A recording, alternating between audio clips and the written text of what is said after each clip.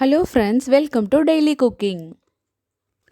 இன்றைக்கி நாம் ஹோட்டலில் செய்கிற மாதிரி சில்லி பரோட்டா எப்படி செய்கிறதுன்னு தான் பார்க்க போகிறோம். ரொம்ப ஈஸியான ரெசிப்பியை எக்ஸ்ட்ரா காசு கொடுத்து ஹோட்டலில் வாங்கி சாப்பிட்டுட்ருக்கோம். இதை சிம்பிளாக வீட்டிலையே எப்படி செய்கிறதுன்னு தான் பார்க்க போகிறோம். கடாயில் 1 ஸ்பூன் ஆயில் விட்டுட்டு நறுக்கி வச்ச பரோட்டாவை ஃப்ரை பண்ணி எடுத்துக்கோங்க.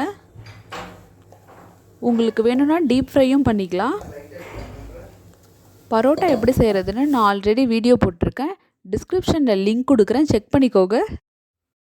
2 மினிட்ஸ் வரை ஃப்ரை பண்ணால் போதும். இதை வேறு ஒரு பிளேட்டில் மாற்றிக்கலாம். பேனில் ஒரு கரண்டி ஆயில் ஊற்றிக்கோங்க. ஒரு வெங்காயத்தை கட்டங்கட்டமாக கட் பண்ணி வச்சுருக்கேன், அதை சேர்த்துக்கலாம். ஒரு பச்சை மிளகாவை கீறி வச்சுருக்கேன், அதை சேர்த்துக்கலாம்.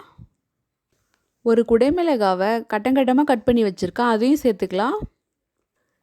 வெங்காயமும் குடைமிளகாவும் கட்டங்கட்டமாக தான் ஹோட்டலில் கட் பண்ணி வச்சுருப்பாங்க, நாமளும் அதே மாதிரி செஞ்சுக்கலாம்.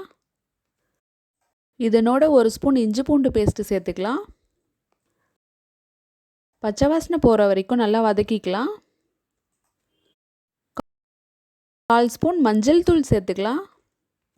1 ஸ்பூன் காஷ்மீரி மிளகாத்தூள் சேர்த்துக்கலாம். 1/4 ஸ்பூன் கரம் மசாலா சேர்த்துக்கலாம்.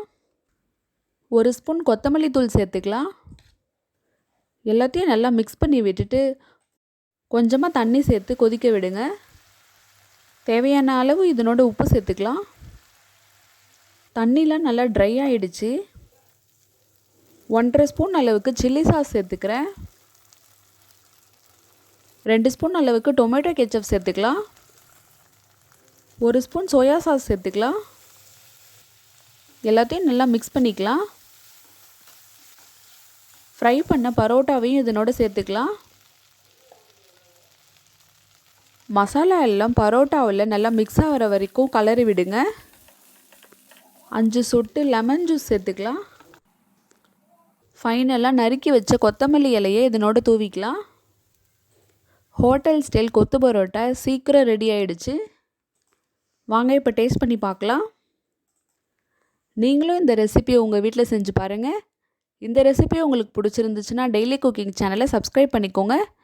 மேலும் பெல் பட்டனையும் கிளிக் பண்ணிக்கோங்க. அப்போ தான் நான் போடுற வீடியோஸ் எல்லாம் உங்களுக்கு நோட்டிஃபிகேஷனில் வரும்.